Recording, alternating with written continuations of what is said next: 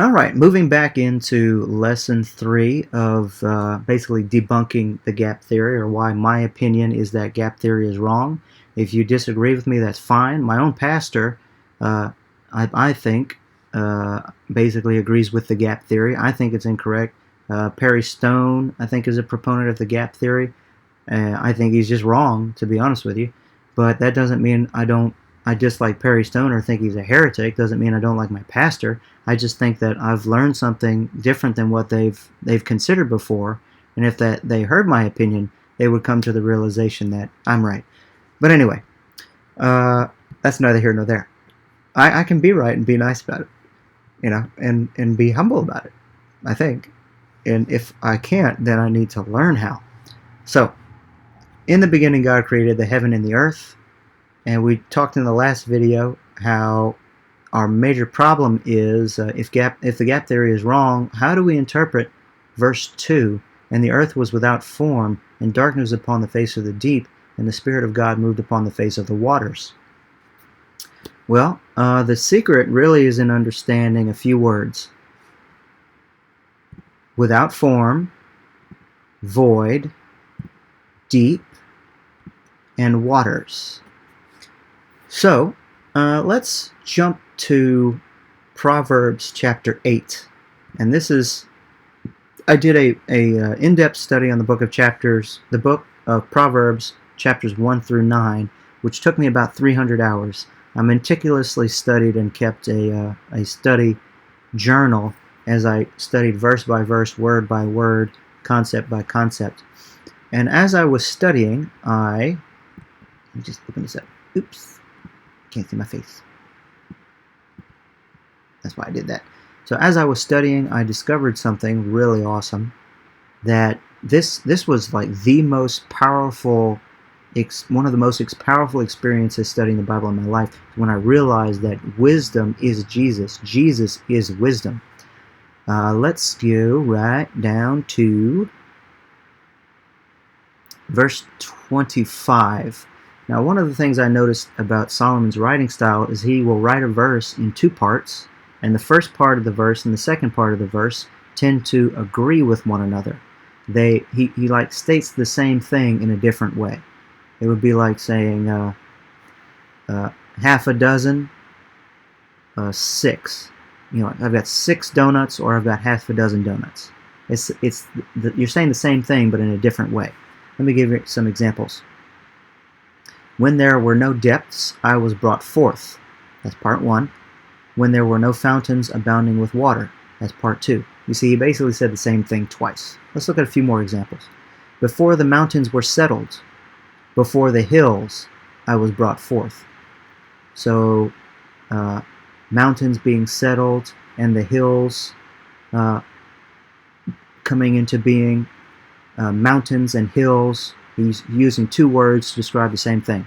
While as yet he had not made the earth, nor the fields, nor the highest part of the dust of the world. So earth meaning the soil, fields meaning the flat pasture land where crops are grown, and the highest part of the dust of the world, that's not really the mountains, that's really meaning more topsoil, the highest part of the topsoil. So all 3 words agreeing with one another in that same verse. Now, this is the fun part. When he prepared the heavens, I was there. That's part 1. When he set a compass upon the face of the depth. Part 2. Now remember, he's talking about the same thing. He's saying the same thing twice. So preparing the heavens is the same thing as saying set a compass upon the face of the deep. One, he's saying 6. Another, he's saying half a dozen. 6 is the same thing as half a dozen. Preparing the heavens means setting a compass upon the face of the deep. They mean the same thing. So imagine this. When God created the heavens, what is it really saying that he did? It's saying that he set a compass upon the face of the deep. If you know what a compass is, it's talking about that little thing that's kind of shaped like this. It has a pencil on this end and it has a needle right here, and you set the needle right there, and you draw a circle. You draw a circle. You keep your needle in the same place, and you move your pencil around in a perfect circle. That's what a compass is. And back in the day, they would use this thing called a compass to make a circle. Not like a compass like north, south, east, and west, but a compass, this tool that's used to draw a perfect circle. So what did God create that was a perfect circle? It says it was the heavens. When he prepared the heavens, I was there. When he set a compass upon the face of the depth. So this depth, this face of the depth he's talking about, what is that? Well, that word depth is the same word as this word deep. They're the same word. So if we jump down to verse 6, and God said, let there be a firmament in the midst of the waters, and let it divide the waters from the waters. So let's say you've got a piece of paper. Now let me get a piece of paper.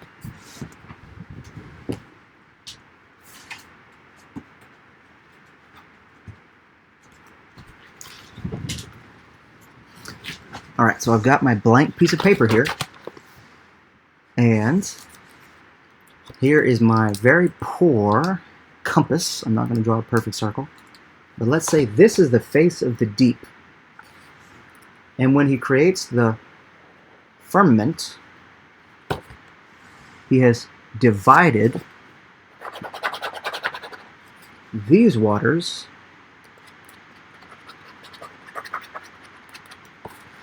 from these waters. So he's separated this from this. So let's say that this word deep, if we look at the definition, trom or trehom is from a word that means an abyss, as a surging mass of water, especially the deep, the main sea or the subterranean water supply, deep or depth. So if you're thinking a very primordial scenario here, you've got the Spirit of God versus an endless mass of nothingness or space. So what if the word waters here and the word deep here is meaning the endless abyss of nothing? Again, it's like taking this page. This page is formless and void. There's nothing on it. There's no drawing on it. There's no painting on it. There's no words on it. It's formless and void. The abyss or the void of space is like this page. Now the Spirit of God, God being face to face, if I'm God and this is the void, I am now face to face with this. I take my pencil, I take my compass, and I draw the heaven. I draw the firmament, because that's what firmament means. It basically means like a bubble. So think of it like this. You've got a potter, and he's got a big mass of clay right here. He pinches off a piece of that clay from the rest of the piece of the clay, and he throws it on the potter's wheel, and he makes his pot with that clay that he pinched off from the rest of the clay. So look, God said, let there be a firmament or a bubble in the midst of the waters, and let it divide waters from waters. See, dividing waters from waters, what does that mean? It makes sense if you think of waters as this endless mass of space. So God reaches into this endless mass of space and creates this bubble that pinches off a section of the nothingness from all the nothingness around it. It seems weird, but hey, we're talking about the beginning of creation here, when it's saying that the only two things that exist is the Spirit of God and a vast abyss of nothingness. And since a vast abyss of nothingness is nothing, there's only one thing that exists. Now, do you know what God's name is? God's name is Jehovah, which means the self-existent one. So this makes perfect sense to me, that you've got this very primordial scenario. You've got Moses saying, in the beginning, God created the heavens and the earth. And the earth was non-existent. It was formless and void. It had not been brought into existence yet. And there was nothing but darkness over the face of this vast, endless abyss. But there was the Spirit of God, and he was moving upon the face of the waters. And then God says, let there be light, and then there's light. So first, there's the only thing that exists is God himself, the self-existing God. That's what his name means. It means the self-existent one, which means that nothing preceded him. So this makes perfect sense with the whole scenario, the whole narrative of Genesis, if we simply realize that formless and void just just another word that means non-existent or having no form or does not exist yet, since it's the beginning of creation.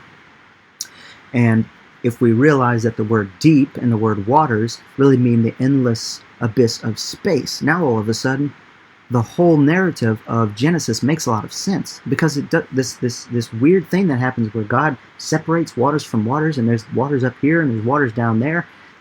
That's weird. It doesn't make sense unless you interpret those four words in this different way. Then it makes perfect sense with the whole narrative. So I'll get more into what the concept of without form and void mean in the next video.